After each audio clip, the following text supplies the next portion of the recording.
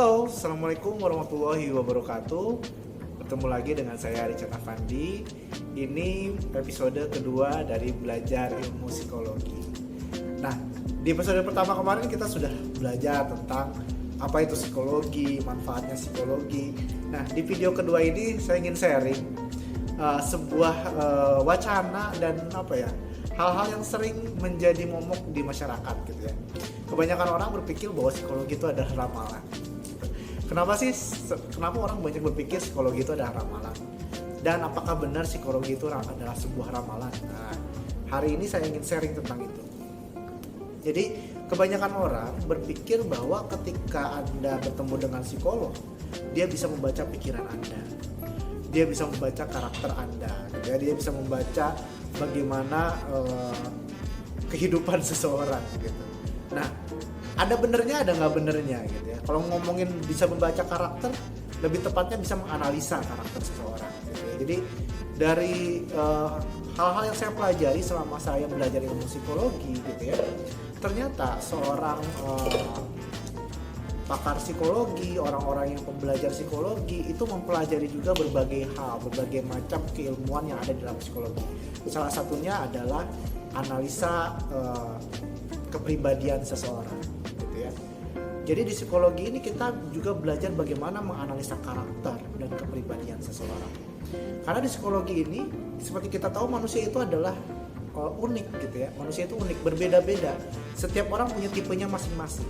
Ada orang yang ekstrovert, ada orang yang introvert, dan ada diantaranya yaitu adalah ambivert gitu ya. Ada orang yang cenderung pengen tampil di depan orang banyak, cenderungnya ingin dikenal orang banyak gitu ya, dan nggak ada lu nggak rame gitu. Jadi pengennya rame-rame gitu. Tapi ada orang juga yang justru lebih berenergi, lebih senang jika dia berada ngecas dirinya itu dengan dia menyendiri gitu, berpikir, merenung, membuat konsep sendiri gitu. Nah, itu yang disebut introvert tadi gitu. Dan setiap karakter, setiap tipe itu juga ada positif, ada negatifnya. Misalkan yang tadi orang-orang yang ekstrovert, orang-orang yang senangnya rame-rame, orang-orang yang senangnya dikenal orang dan menunjukkan dirinya gitu ya. Itu dia mempunyai kemampuan sosial komunikasi, mempunyai kemampuan interaksi yang baik. Tapi biasanya mempunyai kekurangan di konsentrasinya yang kurang, dan pengambilan keputusannya yang kadang-kadang lebih mengutamakan keputusan orang banyak gitu ya. Berbeda dengan orang-orang yang introvert, yang pemikir, yang dia lebih mendalam dan lebih detail dalam membuat sebuah perencanaan. Dia pun mempunyai integritas diri untuk memilih sesuatu yang lebih sesuai dengan dirinya seperti itu. Dan orang-orang introvert juga lebih berkonsentrasi, punya konsentrasi, daya konsentrasi yang baik. Jadi setiap karakter itu ada positif, ada negatifnya. Ada tipe tadi ada orang introvert, ada extrovert, ada ambivert gitu. Dan juga selain dari itu juga orang juga bisa mengetahui karakter-karakter di dalam psikologi ini. Kita bisa belajar juga ada tipologi-tipologi seperti sanguinis, koleris, pragmatis, melankolis gitu. Yang tiap karakter itu berbeda-beda gitu ya. Orang-orang yang sanguin tadi, orang-orang yang cenderung pengen tampil gitu ya, orang-orang yang cenderung menunjukkan dirinya gitu. Ada juga orang yang melankolis, yang cenderung mellow gitu ya, terus lebih senang menyendiri dan lain-lain. Dan ada pragmatis yang damai, cinta damai dan menjadi penengah. Ada korelis yang berjiwa pemimpin. Nah, itulah ada tipologi-tipologi dan itu dipelajari di psikologi. Jadi yang kata orang ngeramal itu kadang-kadang kita justru melihat seseorang itu punya bakat tertentu dari tipologi-tipologi itu. Wah, kamu akan menjadi seorang pemimpin nih, soalnya kamu kelihatan dari diri kamu nih, kamu punya bakat memimpin. Nah, orang-orang yang katanya meramal itu sebenarnya melihat dari potensi-potensi psikologi yang ada pada orang tersebut gitu loh. Itu yang menarik. Jadi belajar ilmu psikologi salah satunya mempelajari tentang karakter seseorang, tentang tipologi seseorang. Dan hal itu bisa membuat orang lain merasa mengenal dirinya gitu loh. Dan kadang-kadang ketika orang lain merasa dikenal sama orang lain, dia menganggap itu adalah sebuah ramalan. Dia menganggap orang itu bisa membaca, psikolog itu bisa membaca dirinya, psikolog itu bisa menebak dirinya. Padahal itu bukan tebak-tebakan, tapi ada tes-tes untuk menganalisa apakah dia introvert, ekstrovert, sanguin, pragmatis gitu ya. Itu ada kuesionernya, ada alat tesnya untuk mengetahui karakter seseorang. Jadi kalau dibilang apakah ilmu psikologi ini ada ramalan? Tidak. Tapi berdasarkan kajian-kajian, berdasarkan alat tes tadi, berdasarkan observasi dan wawancara, itu diketahui data-data tentang seseorang yang akhirnya bisa memperlihatkan bahwa orang tersebut punya tipologi tertentu, punya karakter tertentu, dan itu yang biasanya diungkapkan oleh psikolog dan psikiater atau oleh psikolog dan orang-orang yang mempelajari ilmu-ilmu tentang analisa kepribadian misalnya. Jadi luar biasa bukan, belajar ilmu psikologi kita bisa mengetahui kepribadian seseorang. Nah, kenapa ini penting gitu ya? Kenapa mengetahui kepribadian, mengetahui karakter ini penting? Ada nama seorang namanya Johari dan Window gitu. Jadi kalau misalkan teman-teman tahu ada konsep Johari Window gitu ya. Ada 4 hal gitu. Ada jendela di situ yang terdiri dari 4 kotak gitu ya. Yang pertama adalah ada karakter-karakter atau ada kemampuan-kemampuan kita yang orang lain tahu, kita juga tahu gitu ya. Jadi ada karakter-karakter yang orang lain tahu dan kita juga tahu. Kita senang bermain bola dan orang lain tahu kita senang bermain bola gitu. Ada bagian seperti itu.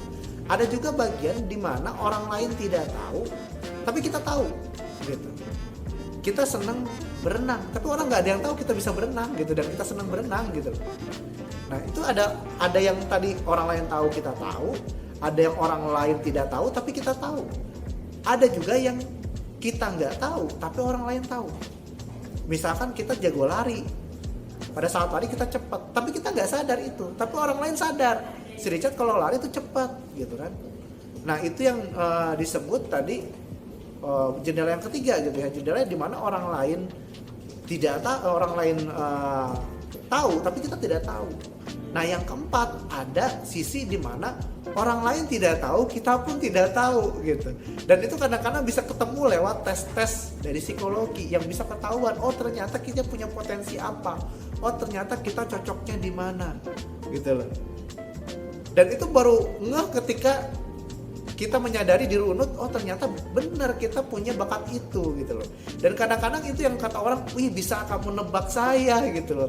Padahal itu menggunakan alat tes, menggunakan alat-alat borang-borang atau kuesioner-kuesioner yang memang disusun untuk mengetahui karakter, tipe, dan potensi seseorang tersebut gitu ya. Jadi di dalam ilmu psikologi ini kita juga belajar banyak sekali cara untuk mengenal seseorang. Salah satunya dengan melihat melalui alat-alat tes psikologi. Lalu alat tes apa aja sih? Sebenarnya kalau ngomongin alat tes ini ada etikanya ketika kita menggunakan alat tes. Karena alat tes ini sebenarnya adalah milik dari psikolog dan psikologi gitu ya. Jadi nggak sembarangan orang boleh menggunakan alat-alat tes psikologi gitu ya.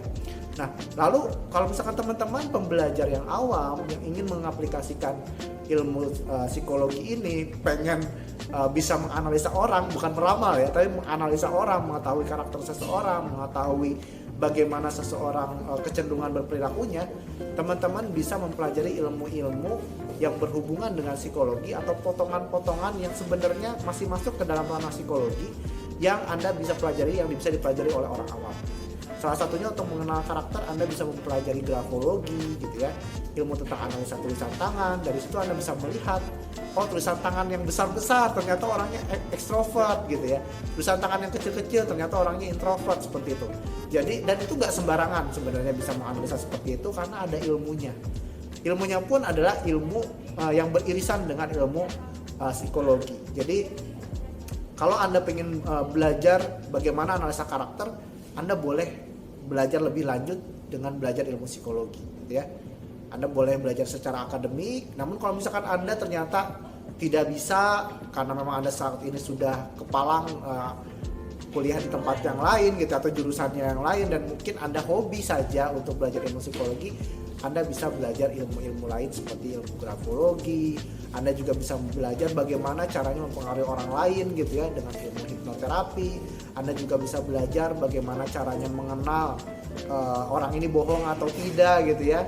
Itu dengan ilmu statement analis, dengan ilmu membaca gerak tubuh gitu, dan itu dipelajari banyak sekali sekarang pelatihannya untuk mengenal itu.